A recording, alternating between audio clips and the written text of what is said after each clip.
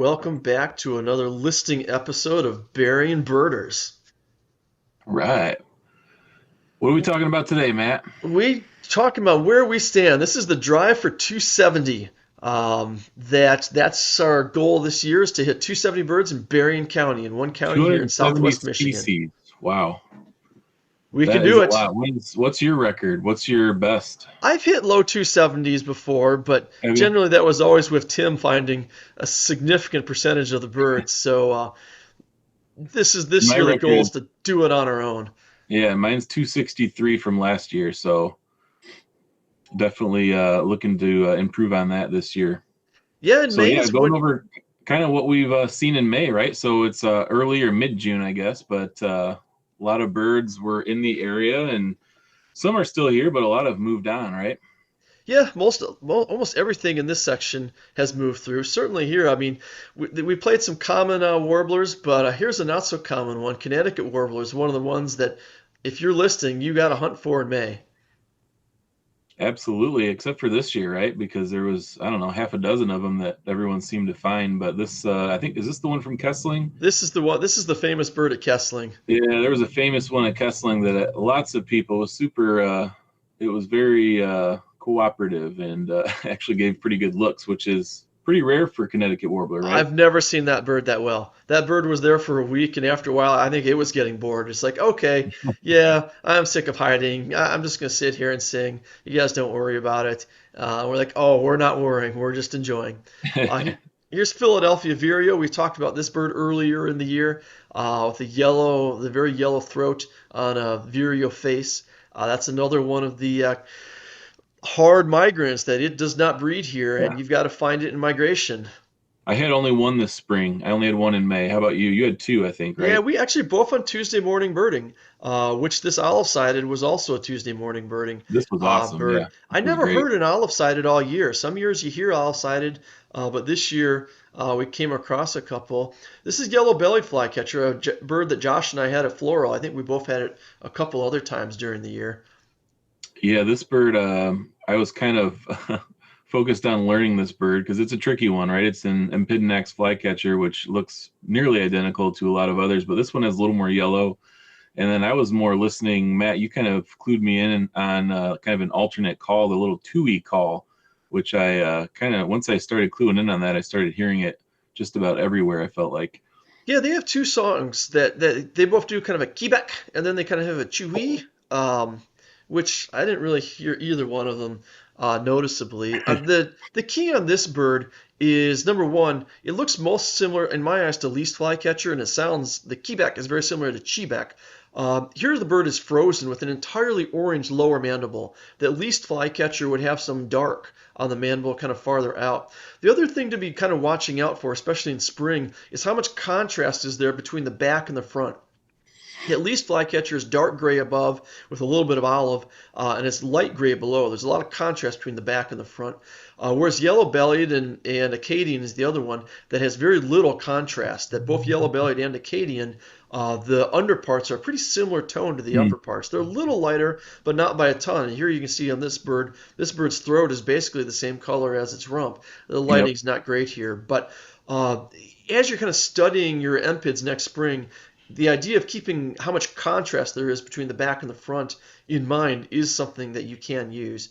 I don't know how well it holds up in fall when all of them get kind of yellowish, below.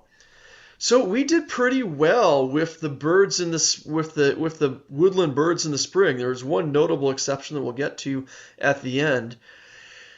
And then Yeah. it's on to the Three Oaks Ponds segment of a listing episode in Berrien.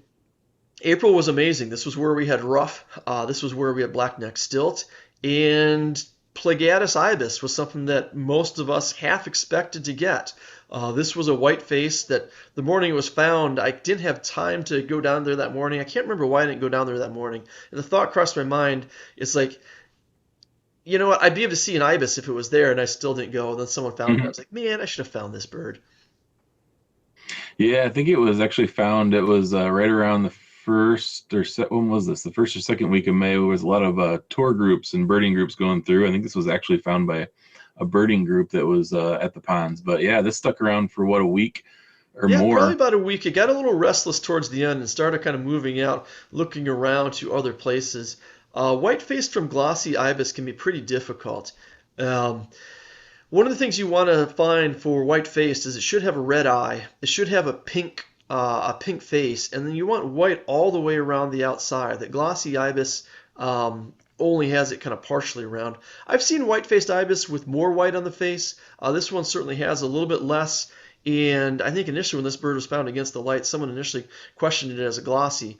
But either way, it does take some time to studying these, and I watched it for a while. Hybrids do exist, but I think that in my mind, there's enough pink in that face. The eye is red enough, and the white is cleanly demarcated enough that in my mind, I was fine with this as white-faced. And I don't think I really heard anyone really questioning a hybrid with glossy. No, I don't think so either.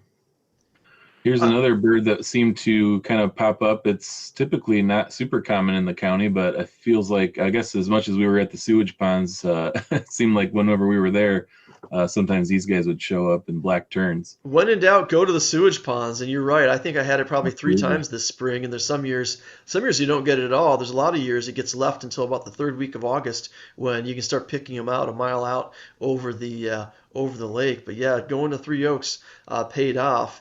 Now here's white-rumped sandpiper. The primaries are extending beyond the tail. So when you're trying to pick out bairds and white-rumped, you're looking for birds of primaries that are extending beyond the tail, which is what these birds have. There's also kind of some streaking all the way kind of down the flanks, which is another useful thing. If we were close enough and we could really freeze them, there's a little bit of red at the base of the lower mandible Hmm. on white face, which you can't really see on these birds, but sometimes at Three Oaks you can. But the long primaries extending beyond the tail is what really clues you in on white rump sandpiper. Stilt sandpiper. Josh, had you seen a stilt sandpiper before? What's that? Did I Stilt see one? sandpiper. Was this a Yeah. lifer for you? No, I had it before last year, but I think this was the only one that showed. There was only one or two in the pond, I think, Yeah, they're not a this bird that May. shows up every year. This one stayed towards the back. It was pretty hard to find initially. Like this was being reported a few times over the spring before I could really kind of lock in on one. But there was eventually one that stuck around for a little bit of time. You can see a semi-pollinated plover in the front here. They were also well represented at the ponds. Short-billed dowitcher is another bird that you should get it, but it can be missed. And it's a lot easier in the spring than the fall. This is short-billed because he's kind of got has orange edges to all these kind of scapulars. That long-billed dowitcher, which we froze earlier, has much more just kind of white edges at kind of the very ends of the feathers rather than kind of black and orange feathers up here. You can also do things with the kind of the overall bill length. This was a relatively short-billed one. This was a bird here. I apologize for the dreadful video. But it was one of those days where I went there. I was just like, well, I didn't have much time. I knew I was going at the wrong time of day. But like if there's a little blue heron, I'll be able to see it. And I did not see a little blue heron. I scanned the shorebirds. I almost didn't go through them. But I said to myself, you know what? If there was a red-necked phalarope here, I could get it on silhouette. And so that's what this bird is here, is red-necked phalarope swimming around in the pond. A real short bill, kind of that big head, that kind of square-shaped head, kind of a unique shape. There turned out there were two of them. I missed the second one in that lighting, but other people saw them in much better lighting later on in the day. And now this bird is the other big story. There's been three big bird stories in Berrien County this year. White-faced ibis was one. Ruff was probably the biggest that had the most number of people chasing it. And then here's blue grosbeak. That this was a bird that Josh is going to tell you about finding one before the time of this video. But another one of the tour groups, Corey Gregory, found this bird. He's from Missouri, was leading a tour group for one of the big tour companies, and heard this guy singing, which he's been living in Missouri for a few years, so he clued in on it immediately. Uh, and it wasn't until the next morning that very many of us could get to it. That initial afternoon, it wasn't doing much. But this is the bird that Josh, had on Avery. Yeah, yeah, this bird was just right in the middle of the road. turned the corner, and it was actually early. I think, was this in May? This might have been, I don't know if this was May or actually might have been early or late April. But yeah, just lucked out, and there it was, right in the middle of the road. I got some pictures of it before it flew away. And I don't know, we're not sure if this is, this was what, 3 miles away, within five It's miles of really close. where And I the mean, other, where my the guess pair is is. that, yeah, my guess is this is the same bird that it was kind of hunting around for a territory. Yeah, and as of this morning, the blue grosbeak is still at the landfill, And still and stinging. not only So that, he found a lady friend. That there's yeah, a there's pair a of them pair. down there, so it'll be interesting to Absolutely. see if they can raise anything except cowbirds. It would be very nice if they could colonize the southwest corner of our county here in southwest Michigan, just like fish crow did about 15 years ago.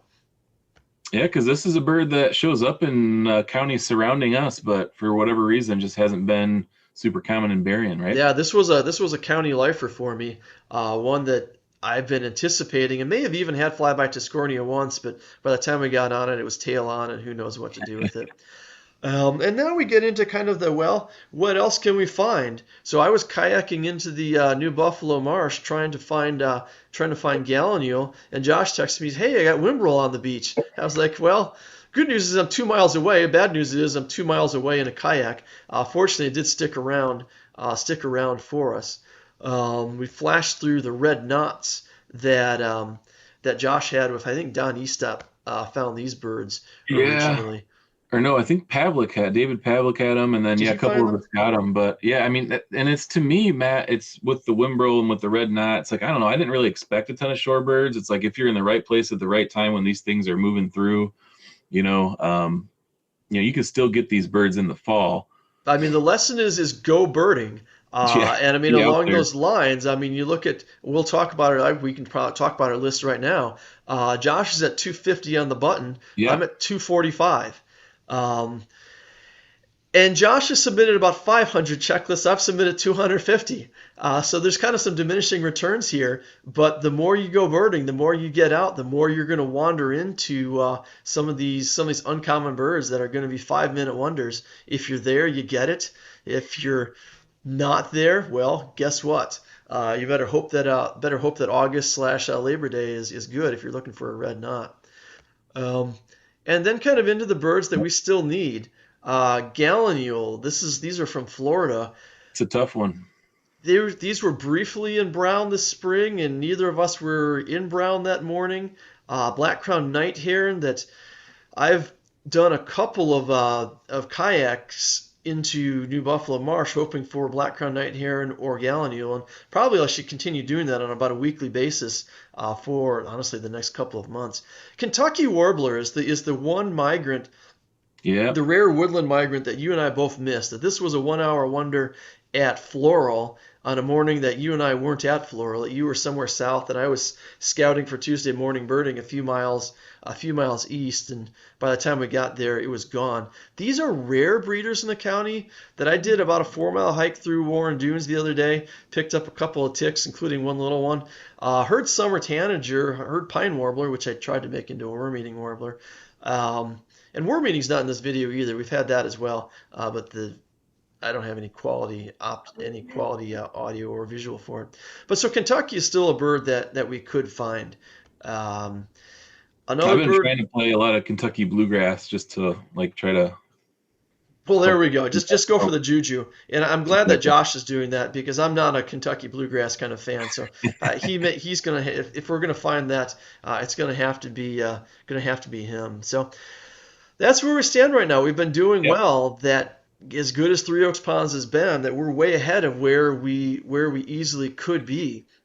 Definitely feeling good about where we're at. Lots of good stuff. The sewage ponds were kind to us this spring. I mean, lots of rarities there. Obviously, the rough, the ibis.